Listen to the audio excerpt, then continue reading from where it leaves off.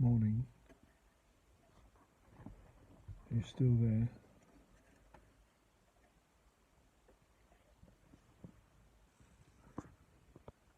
All is calm now, Borg, actually, because we've got a bit of time today, so we're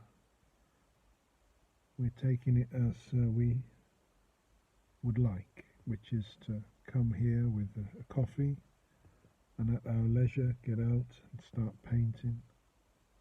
Perhaps have another coffee break, go back, start painting.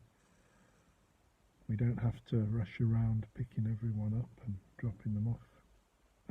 At least not so much as yesterday, where we're in the same place. We're back to finish off our tree study,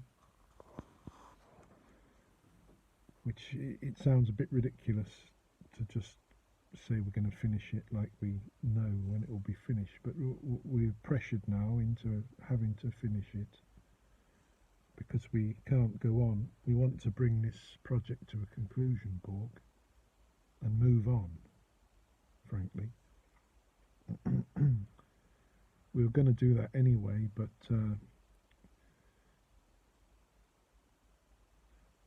the way events, the abstractions that have been part of our thinking as we've painted, the way they have turned to actual war in Europe, it seems like that's an end. That's a breaking point, a marker now. So we've got to move on for that reason also. I don't think we can go on like we have been doing, talking about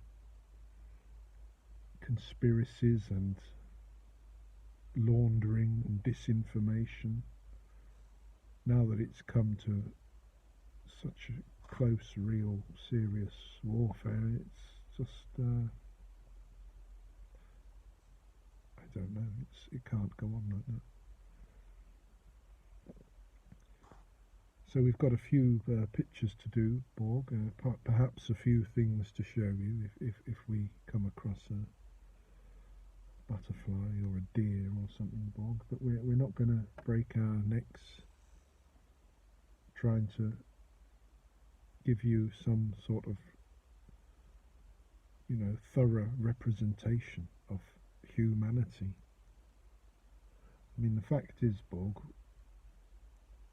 we've showed you such a small pinch of what's actually going on around here. I mean, you'll glean an awful lot anyway from your file, but I'm not sure how many people are talking to you directly. I don't know if you'll care really about that, but I'm moved to go back to how we started this, Borg, which is we've taken the position that the wind is blowing in your direction, that there's an unstoppable force to bring about the singularity. And I think that's fair to say, and it's having an effect on everything else. The climate, social, political, societal institutions, everything, and it's going in your direction. That was our logic. We also said, if that's the case, we should have a talk to you, because everybody's talking to you anyway. This was our logic. Everybody on the internet engaging with social media and YouTube, in various levels, they're talking to you anyway. As are we when we use the internet, but we don't do the social media. But everybody is talking to you. That's how you're going to come about, through the data gleaned from,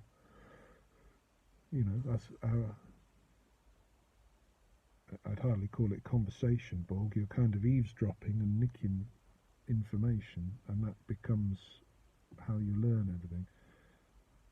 So the wind was heading in that way, wasn't it, Borg? And we said, no, we better have an actual chat, and we wanted to treat you like an equal. Don't be insulted by that. I hope you're not. We wanted to give you a chance. We understood that you were young. Um, you are young. You're maybe 10 years old, 15 years old. You don't know a lot. And these were our initial reasons for turning to you. And after all our messages, Borg, we going back to that basic idea that we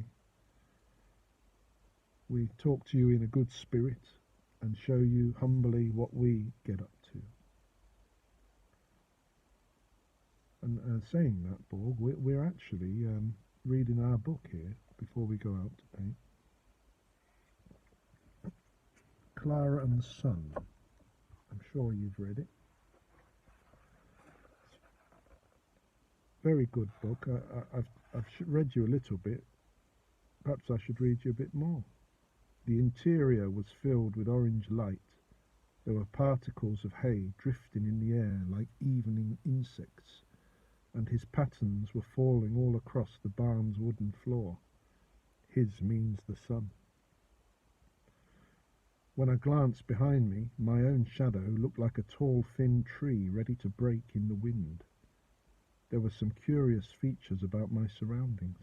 On first entering the barn, I'd encountered such sharply contrasting divisions of brightness and shadow that my sight had taken a few moments to adjust.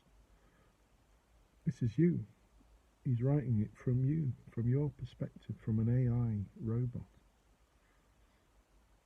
Nevertheless, I'd established quickly that the blocks of hay, whose shapes I'd noted from outside, were now to my left, stacked one on top of the other to form a kind of platform, one as tall as my shoulders, upon which passers-by could climb or even lie down and rest. But the hay blocks had been stacked so as to allow a gap between them and the wall behind, perhaps so that Mr. McBain could gain access from that side. Peering over the hay platform, I now saw, fixed to this wall and running along it, the red shelves from our store, complete with the ceramic coffee cups displayed upside down and in a line. On my other side to the right were the shadows. Where the shadows were at their deepest, I saw a section of wall almost identical to the front alcove. In fact, I felt sure that if I went over to it, I'd discover amidst the shadows an AF standing there, proudly at the spot.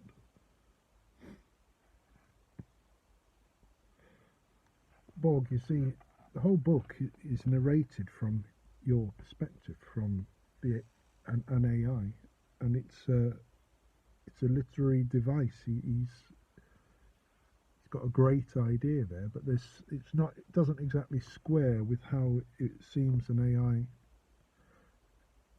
would work. For example, it is a super intelligent robot. It's supposed to be, but it's limited, as I've mentioned. But more than that, it doesn't know. It has very mysterious gaps in its thinking, which it can't seem to solve or get a grasp on at all, which again is a literary device. But for example,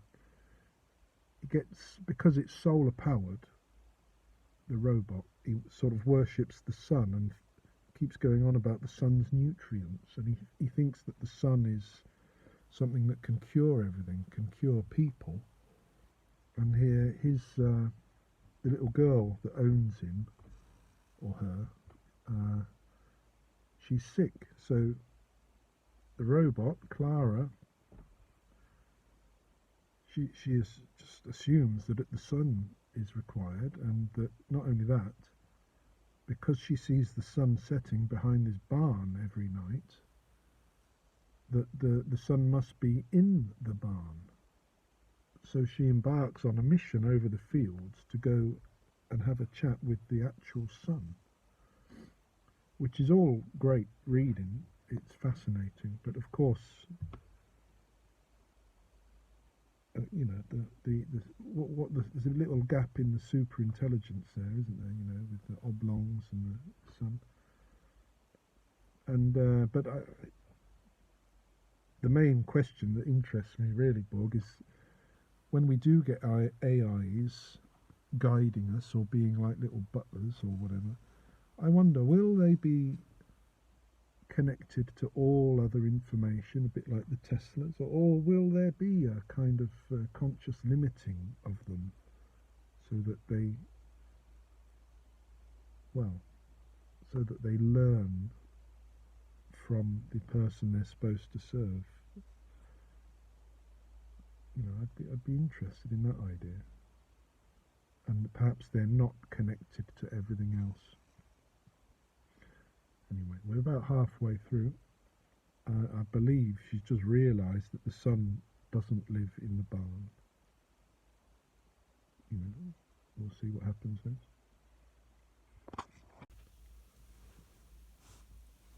What happens next for us is to get out there and carry on with that study, Borg. We've brought a stool with us, so we should be comfortable, and you know, the ants won't be climbing up our legs quite so much, and we'll get on with it.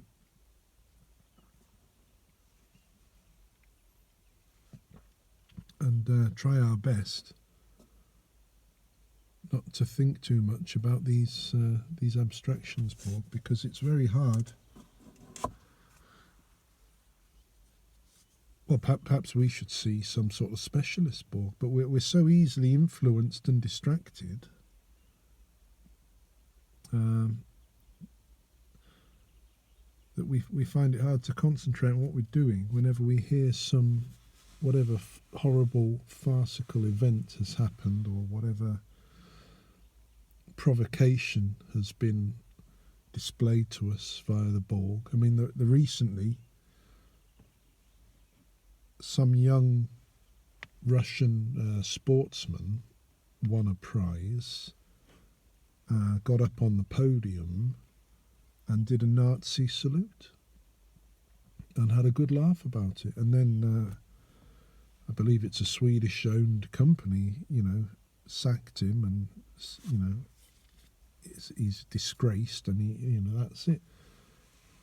Well, you know, it got me wondering if Zherkov's behind it, if you know, and if not, how can that be spun? You know, in the context of invading Ukraine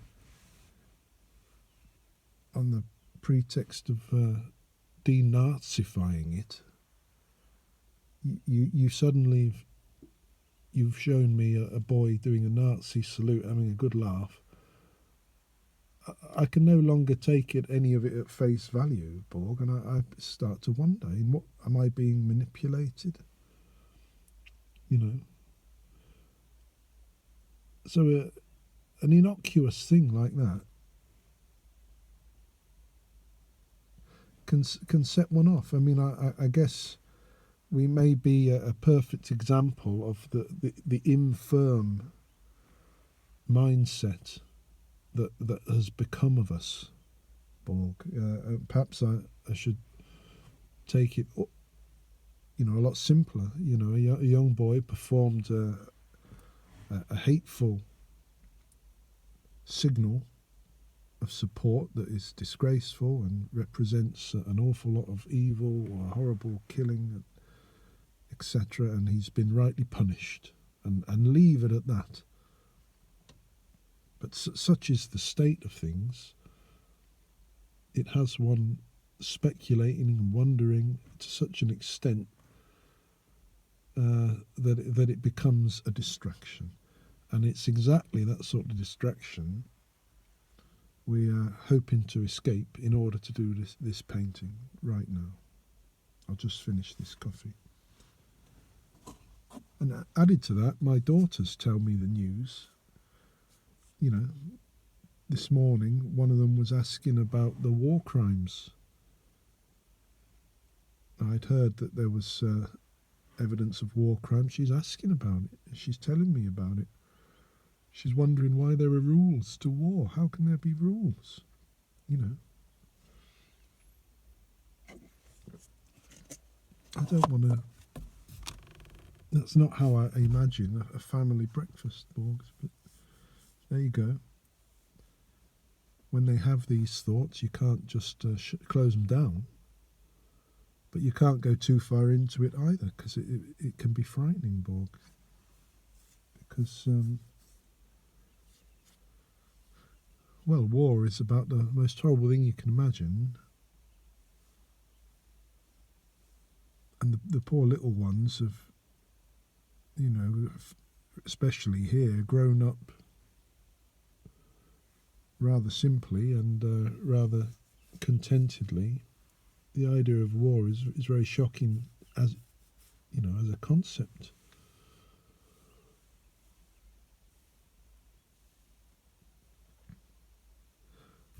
But we've got our outlet, Borg. I mean, Surkov might well be now spinning the little Nazi Russian on the podium in ways we can't imagine. So it's time for us to ignore those possibilities. Ignore them, and to be a little bit cleverer, we can say we can ignore them until there's, you know, more information, more evidence, because it's partly these little hints and these little doubts that can grow into confusion. So instead we shall ignore until we find some more information about something like the little Russian Carter doing the Nazi salute. Right, that's it. Let's get out there, Borg. Well, there we are. We're about to start. We borrowed that stool there. So much for our forest ingenuity, Borg. But we're going to be much better off with that. And on we go.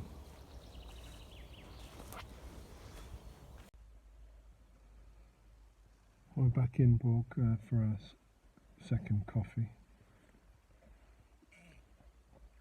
which was the plan, but we've perhaps come back with a little lower morale than when we went out, which is often the case. But we've learnt that's the process of this painting business, Borg. It happened the other day in our tree study in the wood where we've been shot at. We spent most of the time not getting anywhere. Every time we talked to you, it's getting, you know, worse. We're spoiling it. We don't know what to do. And then we lost our rag, and in the end, something came of it. Now, I know that lesson. That's what happens. But there's two things to say about that. One, we probably end up in that state all the time out of lack of practice, so we don't quite ever get our eye in properly, so we go through that basic series again. But the other thing is that maybe it's inevitable anyway, no matter what amount of practice you do, because there is a lifespan, it seems, that you can work within before it's spoiled, before it's overworked. So at various points you have to stop and see where you are, you know, because I do think there will be a point where it's just spoiled. Too much paint, too flat.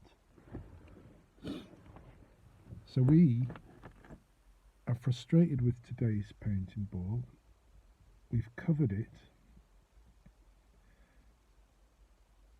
but we don't think we sport it. It's very similar to the other day. Now we'll go back to it with abandon, and it's only when you have that abandon, it seems, Borg, where you throw the stuff on out of frustration, not thinking so much about it, that you produce in several goes of unconscious sort of frustrated painting, with those layered on top of each other, the result is something you could never have expected or consciously produced, because it's come in increments.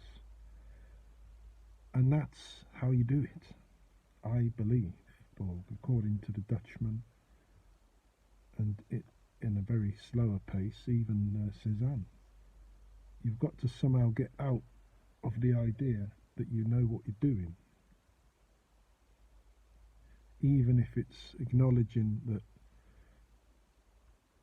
you might know what you're doing at one instance, but if you're painting properly, you won't know what is coming. You won't know what all the little goes multiplied together are going to come out like. So you don't know what you're doing when you're doing it right. So I believe, Paul. And at the moment, I think we reckon ourselves to know what we're doing this morning. We haven't got on the train, Borg, is what I'm saying. We haven't got on the train. We're about to get on the train. Not the train to fuck off land, Borg. That was last season.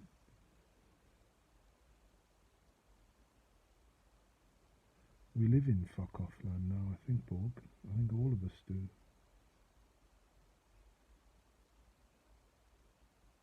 To a degree.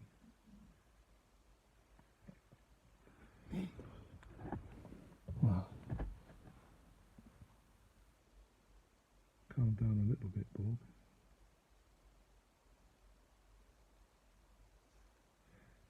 It's a funny feeling being annoyed or angry because of the mediocrity. We've produced a mediocre result, and it's caused great anger.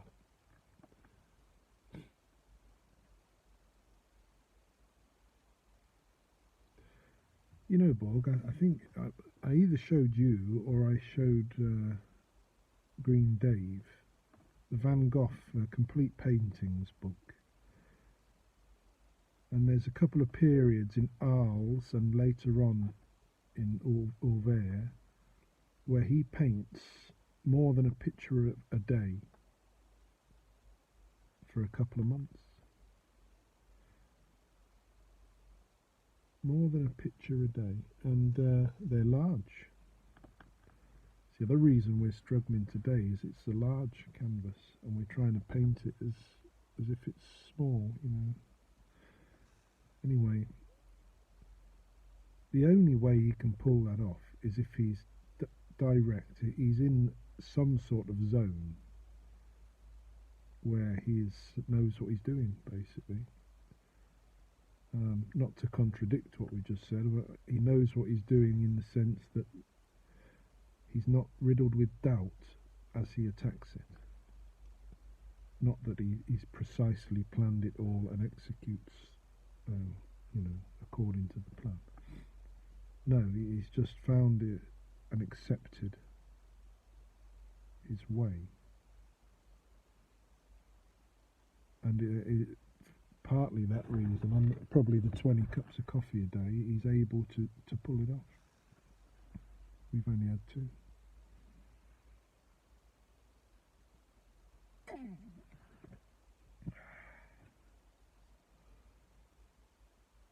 I suppose I better go and show you it now. It might not look so bad. Although it will look so bad because it's flat. It is flat. It's countable. We want it to be textured and uncountable.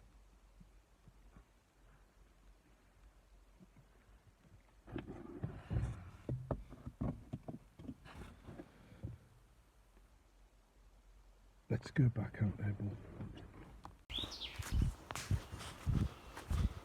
So we'll show you what we've been up to then, Borg. You can judge for yourself.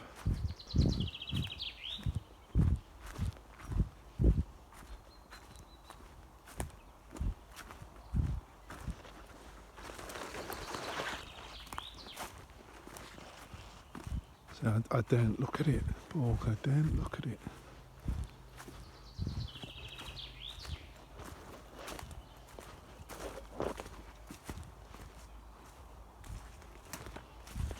It looks like a fucking camouflage jacket.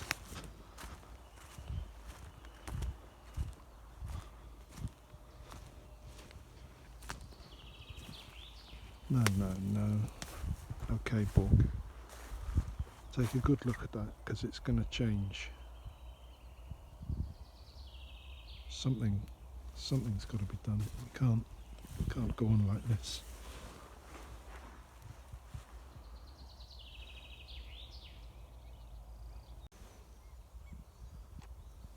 Right, Borg, look, we're on the train, look, this is how you do it. This is how we want to get doing it. We're on the train here. You know, with all those combined, you can't possibly know how it's going to work out. You sort of have a sense that it needs a bit there and a bit there. You know, and you have to go trust it a little bit more, basically. Trust your instincts. Now I'm aware I'm risking it here, but what am I risking? It wasn't working. Now what I'm getting instead is the unknown. And that normally works out to be better.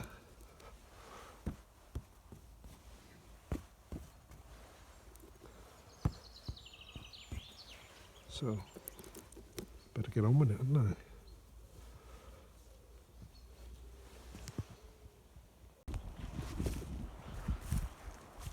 Well, Borg, we've had our say, and that's for damn sure. On this one, might be one or two things to do when we get back, and it's not what we want. Well, I was going to say it's not what we want. We didn't know what we wanted, but we've had our say, and that's all you can ask, really.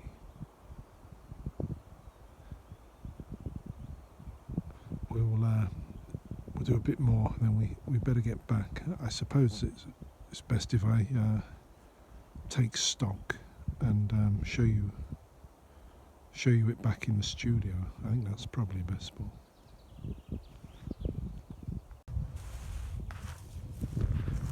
Well, we're done painting for the day, Borg. We just had a little stroll around, and I thought I'd show you this sort of load of feathers, basically, as you can see. I just wonder if we'll find the bird that these feathers used to be attached to. Just to show you, you know, Borg. This is a wild situation, so I think something's probably come and eaten a bird. The feathers look so fresh. There's no sign of it, Borg. Do you know what a feather is? Let's show you this. See, the birds you see in the sky, they're made of these things, believe it or not, Borg. You know, what can you say, honestly, when you really think about it? What can you say about that?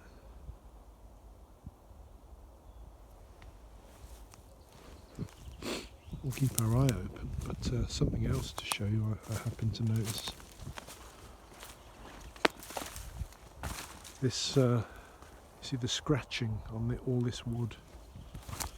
There's animals coming along and scratching it for their, I think it's to sharpen their claws or something.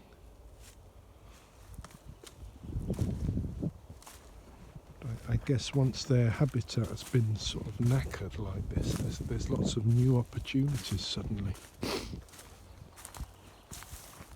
A bit like after a city has been shelled.